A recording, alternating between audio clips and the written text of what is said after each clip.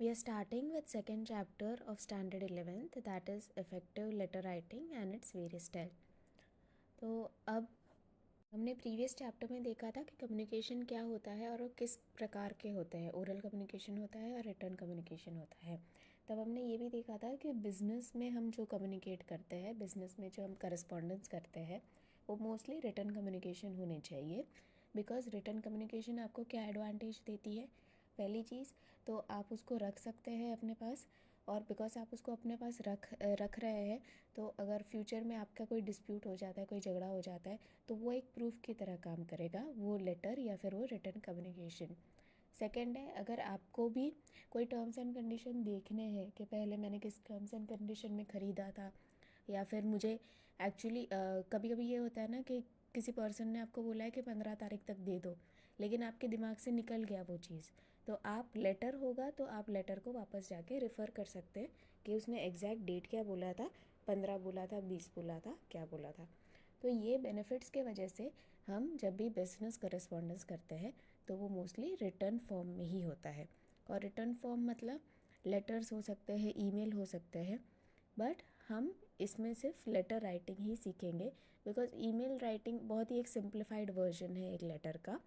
उसमें आपको बहुत ज़्यादा चीज़ों का ध्यान नहीं देखना पड़ता है, सिर्फ ड्राफ्टिंग का ध्यान देखना पड़ता है कि आपके वर्डिंग्स क्या है, उसका ही ध्यान देना पड़ता है। लेटर राइटिंग में और थोड़ी ज़्यादा इंपॉर्टेंट चीज़ें होती है। तो हम जब भी इसमें जो पढ़ेंगे कमर्शियल करस्पॉन्डेंस में, हम लेटर राइटिंग के बारे में ही पढ़ेंगे। तो हमारे जो भी मॉडर्न मेथड्स ऑफ कम्युनिकेशन है, मॉडर्न मेथड्स हमारे क्या है? अच्छा, पहले हिस्ट्री ऑफ लेटर राइटिंग हम थोड़ा देख लेते हैं। तो लेटर राइटिंग जो है वो एक मॉडर्न कॉन्सेप्ट वैसे नहीं है, ये पुराने ज़माने से ही हो रहा है। जो राजा थे उनके ज़माने से ही हो रहा है। तो राजा क्या करते थे, वो एक दूसरे को, वो जो कबूतर होते हैं ना, कबूतर के गले में मैसेज बांध के उनको भेजते थे। तो ये कबूतर नॉर्मल वो कबूतर नहीं होते, वो ट्रेंड कबूतर होते हैं। उनको सिखाया जाता है कि एक जगह से दूसरे जगह पे कैसे जाना है, को ट्रेन करना और ये कबूतरों को मेंटेन करना। आपको रोज़ तो लेटर भेजना है नहीं, आपको once in a while letter भेजना है, तो इन कबूतर को ट्रेन करना, उन कबूतरों को मेंटेन करना, वो सब एक बहुत ही कॉस्टली चीज़ होती है जो कि सिर्फ राजा महाराजा ही कर सकते हैं। जो रेगुलर पीपल हैं हम लोगों की तरह, वो ये कबूतर का यूज़ और दूसरे मेथड का यूज़ नहीं कर सकते। तो रेगुलर पीपल क्या करते थे, हम आज भी जैसे करते हैं। अगर सपोज़ आपका कोई बाजू वाला है, वो बॉम्बे जा रहा है, और आपका कोई रिलेटिव ऑलरेडी बॉम्बे में, आपको उससे कुछ सामान भिजवाना है, तो आप क्या करोगे, अपने बाजू वाले को बोलोगे कि आप प्लीज़ ये सामान ले जाओ बॉम्बे तक, वो आपके पास से रेलवे स्टेशन में आके आपके पास से कलेक्ट कर लेगा। तो पुराने ज़माने में भी लोग यही करते थे। अगर कोई पर्सन कुछ भी बिज़नेस करने के लिए, ट्रांजैक्शन करने के लिए किसी और गांव में जा रहा है, या किसी और दूर किसी गांव में जा रहा है, तो उसके आसपास के लोग क्या करते थे, उसको अपना लेटर दे देते थे और बोलते थे कि आप जो सिटी में जा रहे हो वहाँ पे मेरा रिलेटिव है, आप प्लीज़ ये लेटर उसको पहुँचा देना। या फिर लेटर भी नहीं होता था, यूजुअली मैसेजेस होते थे, बिकॉज उस टाइम पे सब लोग लिटरेट भी नहीं होते, सबको लिखना पढ़ना भी नहीं आता, तो मोस्टली वो मैसेजेस के फॉर्म में उनको एक दूसरे को मैसेज पास ऑन करते थे। पर अभी मॉडर्न मेथड्स आ गए हैं। मॉडर्न मेथड्स कौन लेके आया? ब्रिटिशर्स लेके आए। तो जब ब्रिटिशर्स आए तो उसके बाद उन्होंने पोस्ट एंड टेलीग्राफ डिपार्टमेंट शुरू किया। तो इससे जो पूरा पोस्टल सिस्टम है वो स्ट्रीमलाइन हो गया। उन्होंने पोस्ट ऑफिसेस खोले, फिर उन्होंने एक पूरा सिस्टम बनाया कि आप किसी पोस्ट ऑफिस में जाके अपना लेटर, किसी भी गांव के पोस्ट ऑफिस में जाके आप लेटर जमा कर सकते हो। फिर एक पर्सन आएगा उस पोस्ट ऑफिस में, आपका लेटर कलेक्ट करेगा, दूसरे पास के सिटी में जाएगा, वहाँ पे सॉर्ट होगा, फिर आपको जहाँ पे सेंड करना है उसके एड्रेस पे उसके पोस्ट ऑफिस में जाएगा और अल्टीमेटली उस इंसान को मिलेगा। ये जो पूरा सिस्टम है पोस्टल डिपार्टमेंट का, ये ब्रिटिशर्स ने सेट किया था। तो ये था post and telegraph department. Telegraph में क्या होता है, थोड़ा ज़्यादा स्पीड में जाता है, जिस तरीके से हमारे पास अभी स्पीड पोस्ट है, तो वैसे ही जाता है। उसके बाद जब ब्रिटिशर्स चले गए, उसके बाद जब इंडियन गवर्नमेंट आई, तो तब थोड़ा टेक्नोलॉजी और एडवांस हो गई। तो उसके बाद हमको टेलीफोन डिपार्टमेंट भी मिला, जिसमें हम डायरेक्ट बात ही कर सकते हैं, पर वो ओरल कम्युनिकेशन का पार्ट है, but it is still a part of communication. Postal department में क्या क्या सर्विस देता था, एक तो पोस्ट कार्ड होते थे, इनलैंड लेटर होते हैं, एनवेलप होते हैं। पोस्ट कार्ड क्या होता है, एक छोटा सा कार्ड होता है, आगे अपना एड्रेस लिखो, पीछे रिसीवर का एड्रेस लिखो, और उसमें आप 3-4 सेंटेंस का एक मैसेज लिख सकते हो। जैसे किसी की डेथ हो गई या किसी की शादी है, ऐसा 3-4 सेंटेंस का आप ये मैसेज लिख सकते हो। इनलैंड लेटर क्या होता है कि वो एक पेपर आपको देता है, आप पेपर में अपना पूरा मैटर लिख सकते हो लेटर का, उस पेपर को फोल्ड करके आप डायरेक्ट उसको पोस्ट कर सकते हो। और एनवलप मतलब आप एक लेटर अलग से लिखो, उसको एनवलप में डालो और फिर उसको पोस्ट कीजिए। और अभी जैसे हमारे पास है, हमारे पास स्पीड पोस्ट का भी सर्विस है, मतलब आप उसको नॉर्मल पोस्ट में भेज सकते हो, रजिस्टर्ड पोस्ट में भेज सकते हो, या फिर स्पीड पोस्ट में भेज सकते हो। स्पीड पोस्ट में उसके पास कंपैरेटिवली जल्दी पहुंच जाएगा, 3-4 दिन के अंदर ही। आप केरला से कश्मीर भेज रहे हो ना, तो भी उसको 3-4 दिन में आपका लेटर मिल जाएगा। तो ये स्पीड पोस्ट का फ़ायदा है। अगर आप उसको ऑर्डनरी से भेजोगे तो उसको 10-15 दिन लगेगा, पर स्पीड पोस्ट से भेजोगे तो जल्दी चला जाएगा।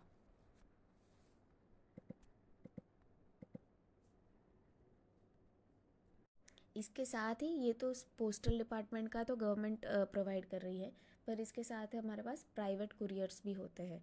तो प्राइवेट जो कुरियर्स होते हैं, प्राइवेट लोग होते हैं, उन्होंने अपना कुरियर सर्विस शुरू किया है, तो वो भी आपके लेटर्स, आपके पार्सल सब कुछ पहुंचा सकते हैं। और इसके साथ जो अभी लेटेस्ट है वो ईमेल है। ईमेल के थ्रू भी अभी मोस्टली जो ऑफिशियल कम्युनिकेशन है वो ईमेल के में शिफ्ट हो रही है, और ईमेल के थ्रू लेटर्स एक दूसरे को सेंड किया जा रहा है। तो हमारे ऑफिस में भी होता है कि हम लेटर तो ड्राफ्ट करते हैं, लेटर पूरा बना देते हैं, उसके बाद वो लेटर को एज एन स्कैन करके एज एन अटैचमेंट ईमेल में एज एन अटैचमेंट डाल के उनको ईमेल कर देते हैं, तो उनको जल्दी पहुंच जाता है। लेटर तो जाएगा, लेटर अपने टाइम पे 4-5 दिन के बाद पहुंच जाएगा, लेकिन ईमेल तो उसको सेम 5 मिनट में मिल जाएगा। तो हम वही लेटर को स्कैन करके उनको ईमेल भी कर देते हैं फॉर थोड़ा जल्दी करने के लिए।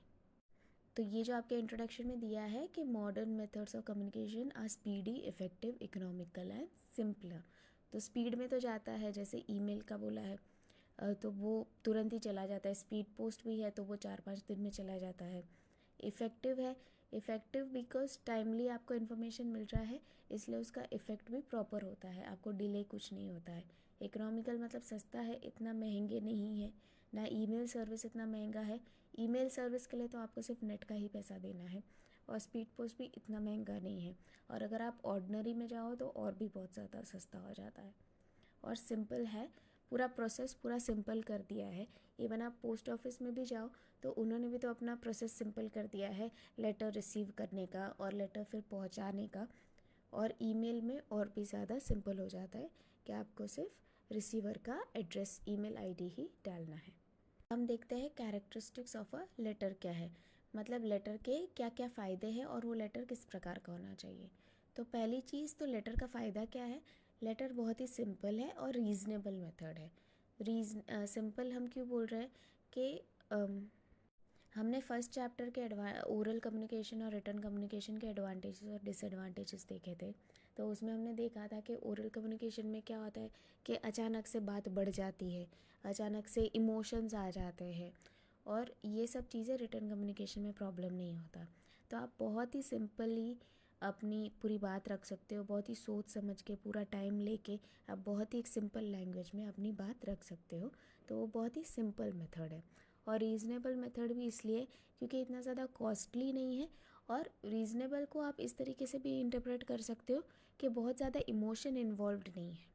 बिकॉज आपको तुरंत अगर आपने कोई लेटर लिख दिया है बहुत ज़्यादा इमोशनल होके, लेकिन फिर भी आप उसको दूसरी बार रीड कर सकते हो, अपने इमोशन को कंट्रोल करके उसको दूसरी बार रीड कर सकते हो और फिर उस लेटर को चेंज कर सकते हो, तो वो लेटर थोड़ा रीजनिंग वाला रीज़नेबल हो जाएगा, यानी कि थोड़ा लॉजिकल हो जाएगा। आप रीज़नेबल को इस तरीके से भी इंटरप्रेट कर सकते हो कि थोड़ा लॉजिकल हो जाएगा। आप रीज़नेबल वर्ड को इस तरीके से भी इंटरप्रेट कर सकते हो कि भाई वो थोड़ा कम कॉस्टली है, इतना ज़्यादा कॉस्टली नहीं हो, रीज़नेबल प्राइस्ड है। सेकंड है कि वो राइटर और रिसीवर दोनों के लिए बहुत ही यूज़फुल है। यूज़फुल किस तरीके से है, बिकॉज आपको वो रख सकते हो उसको संभाल के, और फ्यूचर में उसको रेफरेंस के लिए यूज़ कर सकते हो, या फिर उसको एज अ प्रूफ कहीं पे दिखा सकते हो। इसीलिए वो राइटर के लिए भी यूज़फुल है, बिकॉज उसके पास एक प्रूफ है ना कि देखो मैंने उसको बताया था, मैंने उसको बहुत ही क्लियर भाषा में बताया था, लेकिन फिर भी उसने अपने टर्म्स एंड कंडीशन फुलफ़िल नहीं किए। रिसीवर के लिए भी यूज़फुल है, बिकॉज वो भी बोल सकता है कि देखो इसने मुझे लिख के दिया था और अभी अपनी बात से मुकर रहा है। तो दोनों को अपने अपने जो भी कंडीशंस हो उसमें यूज़फुल रहता है। थर्ड है, इसमें प्लेस और टाइम का कोई बाउंड्री नहीं है। मतलब मैं जामनगर में बैठ के मैं कश्मीर में लेटर लिख सकती हूँ, ऐसा ज़रूरी नहीं है कि हम दोनों को कम्युनिकेट करने के लिए सेम प्लेस में होना चाहिए, हम लोग अलग अलग प्लेस पे हो सकते हैं। टाइम का भी यही है कि मैं भाई रात को 2 बजे उठ के लेटर लिखना चाहूँ तो मैं लिख सकती हूँ, और उस बंदे को अगर 11 बजे सपोज़ वो घर पे अवेलेबल नहीं है जब उसको लेटर रिसीव हुआ, तो कोई बात नहीं, वो जब 1 बजे घर पे आएगा तो वो 1 बजे अपना लेटर निकाल के रीड कर सकता है, उसको इन्फॉर्मेशन मिल जाएगी। तो टाइम का भी कोई बाउंड्री नहीं है। नेक्स्ट है कि वो एज एन एविडेंस सर्व करेगा। वो तो हमने सेकेंड पॉइंट में ही देखा था कि वो एज एन एविडेंस राइटर और रिसीवर दोनों के लिए काम करेगा। नेक्स्ट है कि अगर जो भी इन्फॉर्मेशन आपने लेटर में लिखी है वो सब आप कॉन्फिडेंशियल रख सकते हो। उसको आप कैसे कर सकते हो, अगर कोई लेटर एनवेलप में अंदर रखा हुआ है, एनवेलप के ऊपर आप लिख सकते हो कॉन्फिडेंशियल, और आप कौन से पर्सन को भेजना चाहते हो उसका नाम लिख सकते हो। तो उस पर्सन को पता चल जाएगा कि भाई ये मतलब जो भी पर्सन, सपोज़ कि उस इंसान के सेक्रेटरी के पास पहले वो लेटर जा रहा है, तो उस सेक्रेटरी को पता चल जाएगा कि नहीं ये कॉन्फिडेंशियल है, ये मुझे खोलना नहीं चाहिए। अगर गलती से किसी और डिपार्टमेंट के पास वो लेटर चला गया तो वो डिपार्टमेंट वाले को भी पता चल जाएगा कि सिर्फ एनवलप देख के कि ये तो कॉन्फिडेंशियल है, मुझे नहीं खोलना चाहिए, मुझे डायरेक्ट उस पर्सन को देना चाहिए। तो ऐसा नहीं होगा कि अलग अलग लोग वो लेटर का कंटेंट रीड कर रहे हैं, आप उसको कॉन्फिडेंशियल रख सकते हो। अगर आपको ज़्यादा कॉन्फिडेंशियलिटी रखनी होती है तो जैसे गवर्नमेंट वाले करते हैं, गवर्नमेंट में और प्राइवेट में इतना मैंने देखा नहीं है इस सिस्टम को, पर गवर्नमेंट में ये सिस्टम देखा है। उनके पास एक स्टैम्प होता है, तो वो क्या करते हैं, जहाँ पे एनवलप का ओपनिंग होता है, आप एनवलप जहाँ पे क्लोज़ करते हो वहाँ पे थोड़ा वैक्स डालते हैं, जो कैंडल वैक्स होता है वैसा उनके पास रेड कलर का वैक्स होता है, थोड़ा वैक्स डालते हैं, उसके ऊपर वो स्टैम्प मारते हैं गवर्नमेंट ऑफिस का। तो अगर कोई इंसान सपोज उसको खोलता है other than the intended person, तो एटलीस्ट आपको पता चल जाएगा कि भाई ये किसी ने खोला है, किसी ने ये रीड किया है। तो इस तरीके से आप, तो फिर जो यूजुअली पर्सन है वो लोग ऐसे खोल के रीड करने की कोशिश नहीं करेंगे, वो डायरेक्ट उसी पर्सन के पास जाएगा जो कि जिसके लिए वो लेटर लिखा गया है। और अगर सपोज टैम्परिंग होती भी है तो भी सभी पर्सन को पता चल जाएगा कि भाई इसका वैक्स जो सील है वो खुला हुआ है, तो इसके साथ टैम्परिंग हुई है। और उसको फिर जहाँ पे भी इन्फॉर्म करना है, जहाँ पे भी रिपोर्ट लिखवानी है, वो रिपोर्ट एटलीस्ट लिखवा सकता है। फिर नेक्स्ट है कि इन्फॉर्मेशन को हम रीयूज़ कर सकते हैं, वो हमने सेकंड पॉइंट में देख ही लिया है ऑलरेडी कि आप फ्यूचर में इसको अपने पास रख सकते हो, तो आप फ्यूचर में उसको रेफ़र भी कर सकते हो। नेक्स्ट है लेटर सेंड करना रिसीव करना बहुत ही ईजी है। सेंड करने के लिए आपको पोस्ट ऑफिस जाना है और स्पीड पोस्ट के पैसे भरना है और फिर वो चला जाएगा। और रिसीव करने के लिए तो वो आपके घर पे ही आ जाएगा या फिर आपके ऑफिस में ही आ जाएगा, आपको रिसीव करने के लिए कहीं जाने की ज़रूरत नहीं है। और नेक्स्ट है it is a link between the writer of the letter and its receiver. Writer और रिसीवर के बीच में इंफॉर्मेशन देने का एक लिंक है। नेक्स्ट है कि writing of letter establishes an image of the firm और द इंस्टीट्यूशन। हम नेक्स्ट चैप्टर में देखेंगे कि लेटर राइटिंग में क्या क्या चीज़ों की ज़रूरत होती है, उसका आउटवर्ड अपीयरेंस किस तरीके से होना चाहिए। तो उसमें आप देखोगे लेटर हेड के बारे में। एक्चुअली जब भी कोई कंपनी लेटर लिखती है तो उनका लेटर हेड होता है। लेटर हेड में उसका कंपनी का लोगो होता है, उसका कंपनी का नेम बहुत ही डिज़ाइनर तरीके से होता है, साथ ही उसने जो वर्डिंग्स लिखे हैं वो वर्डिंग से आपको पता चलता है कि भाई लेटर लिखने वाला इंसान किस तरीके का है।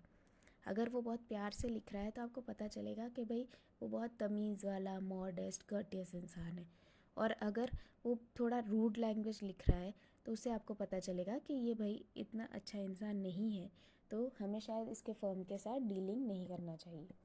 साथ ही आपको उसका जो स्पेलिंग एरर्स है उसको भी उससे भी पता चलेगा कि एक्चुअली इसके एम्प्लॉयज़ कितने अच्छे हैं या फिर कितने ख़राब है, या फिर वो अपना काम करने में कितना ध्यान रखते हैं।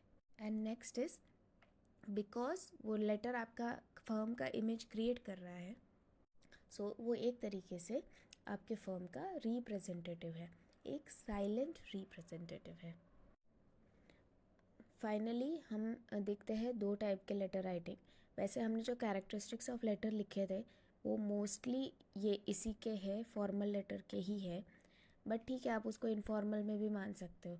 पर ये सारी जो चीज़ें हैं कि भाई वो आपके फर्म का इमेज बनाता है, वो साइलेंट रिप्रेजेंटेटिव है, ये सारी चीज़ें तो वैसे भी कमर्शियल करस्पॉन्डेंस की ही रहती है। बट नेक्स्ट जो हमारा है, अगर आपसे कोई पूछे कि कितने टाइप के लेटर राइटिंग है, तो आपको बोलना है दो है, formal letters and informal letter.